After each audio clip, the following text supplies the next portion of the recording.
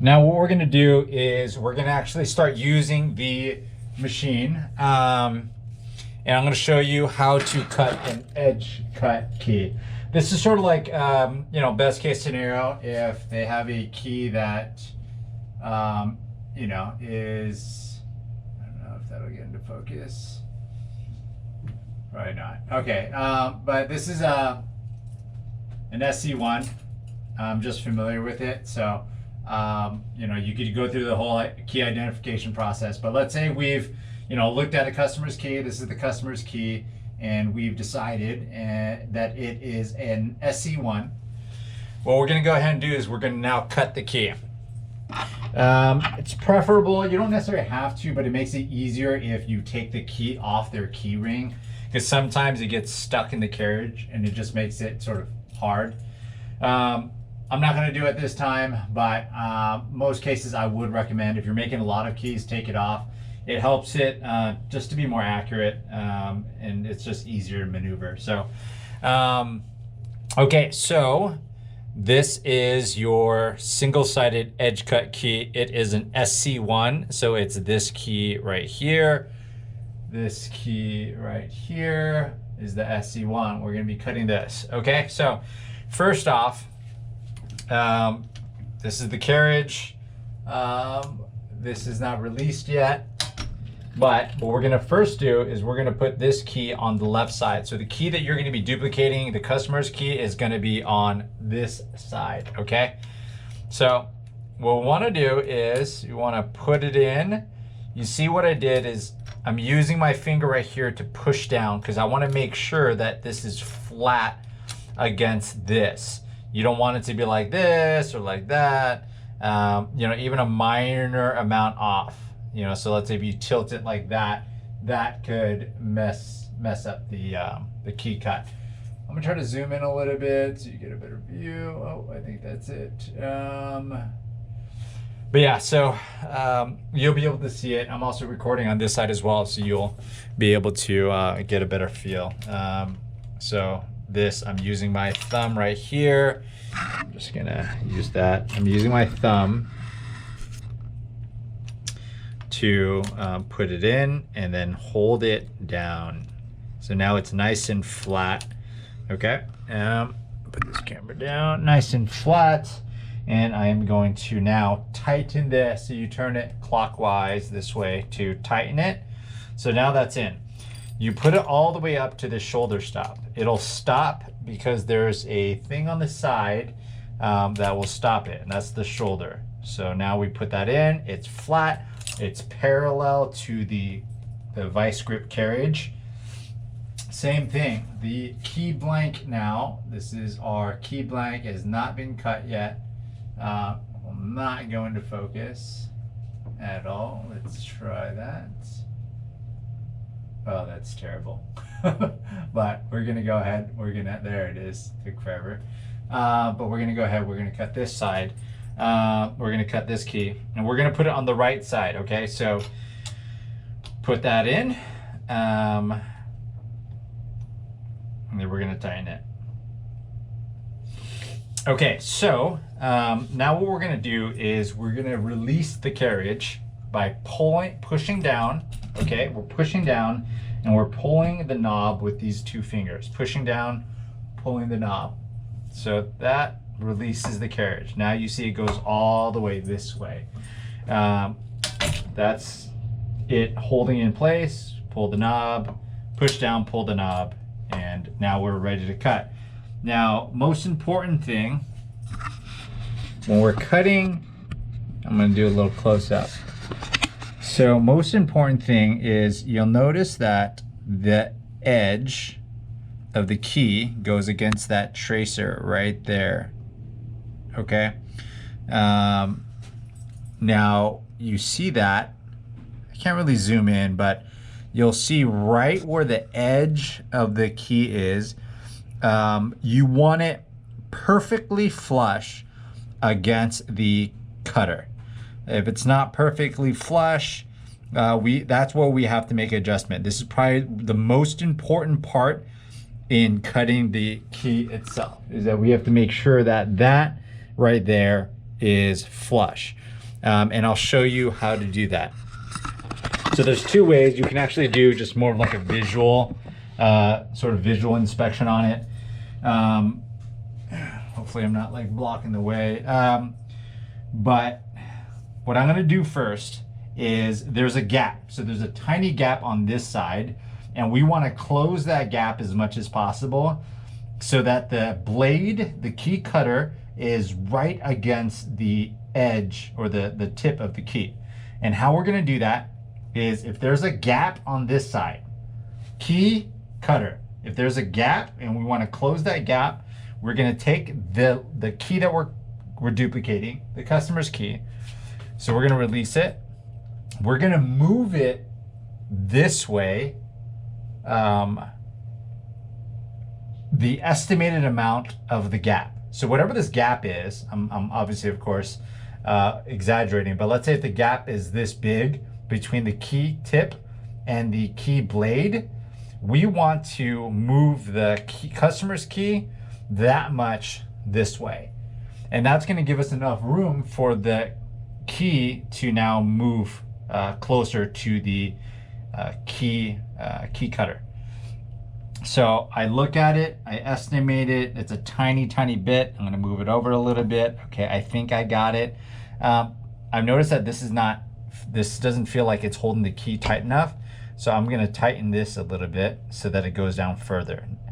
I feel it, you'll know when it's tight when you feel like a tension. If you feel like it just gets stuck, that means that you need to tighten this portion more because it's not holding it as tight as it should be. Okay, so now that I moved it, I'm gonna now move this.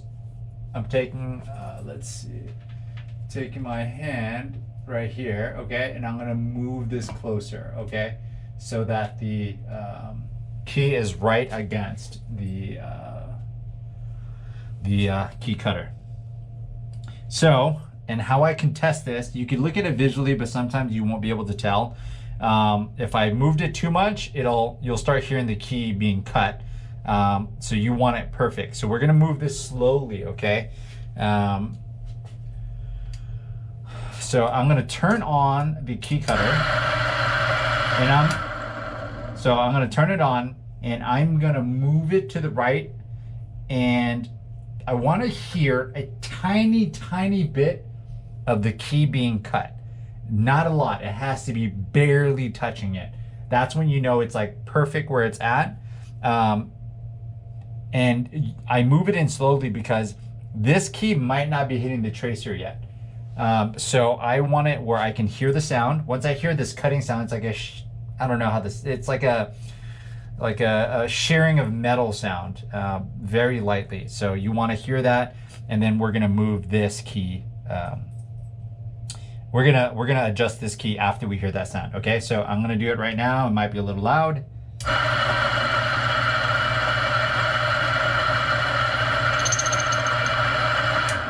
So that sound right there is, it was a little too much, almost like it sounded like you barely wanted to touch. But once you're there, now the key is perfectly flush against the key and the cutter. So now what we want to do, there's still now a gap on this side. So we move this one too much back, too much this way. So now we want to move this key this way. So I loosen it.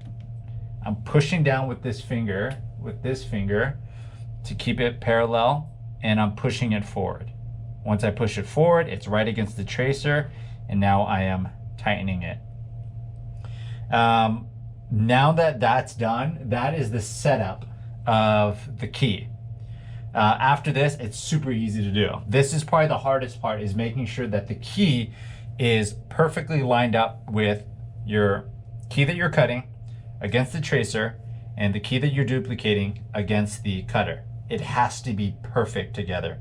And that allows the tracer, once it traces, it will perfectly cut the ridges or cuts on the key. So the setup, most important thing. So just to review really quickly, you put in the customer's key, reset up.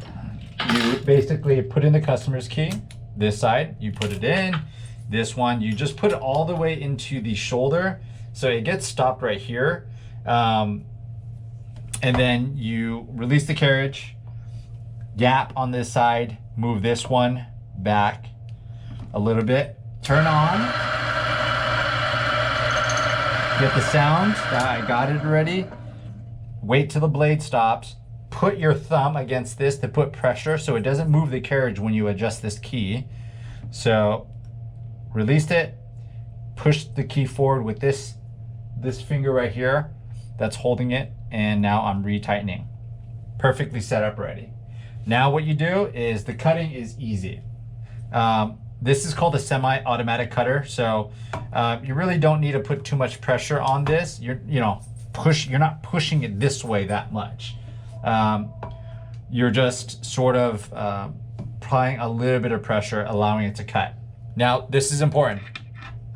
When we're cutting, we're not just gonna allow it to just cut it in one move across. What we wanna do is we wanna cut it layer by layer by layer, because it allows the cutter to not get stuck. And so we're gonna cut layer by layer by layer until the key's cut. But we can do this really quickly. It sounds like it might be, cumbersome and going over it a bunch of times, but it actually is really quick. This is the point. You want to make sure that you have protective goggles on. Because you have all these little metal shavings that can go into your eye. So make sure that you have, clear plastic, it could be glass too, it could be glasses, but they should be worn so that it covers pretty much your entire eye.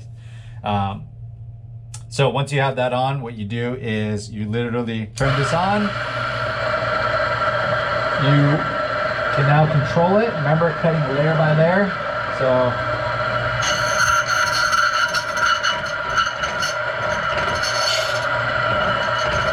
I just went back and forth, layer by layer, and now you don't hear the cutting sound. You don't hear that cutting sound anymore because it's been fully cut. And that's pretty much it. You've now duplicated a key. You want to check. Well, first off, let's deburr. So you'll notice that the key, probably won't get in focus, but the key, when it's freshly cut, it'll have all these like metal shavings on it. And so we want to clean those metal shavings off of it. And you do that through this deburring, rotating. I forget what it's called, but this allows it to deburr these little shavings. You just turn it on, follow the grooves. I like using the corners. Once you do that, you have deburred the key. You don't have to do too much, but just light enough to be able to get that nice and clean, and hopefully you'll be able to see it once it focuses. And there has to be a better way. But anyways, that's really annoying. But you should be able to get it where it's nice and clean. So anyways, now you have a duplicated key, and what you want to do is, the reason why you want to take it off your customer's keychain is so that you can put the copied key right against the original key, just so you can see if it's like perfect. One of the most important things is the shoulder right here. It has to be the same length. Sometimes there's going to be parts where you have to shave down, so you'll take a file and you'll shave down certain things. This one you probably don't need to, but in the next section I will show you little things on cutting the key and cleaning it up afterwards. So yeah, that's how you cut a single-sided edge cut key. In the next section I will go over sort of like the little things you have to think about when you're cutting the key. It's almost like called like post-processing of a key, just making sure that it is perfect before the customer leaves. So that's it. We'll move on to the little details to make sure a key is perfect.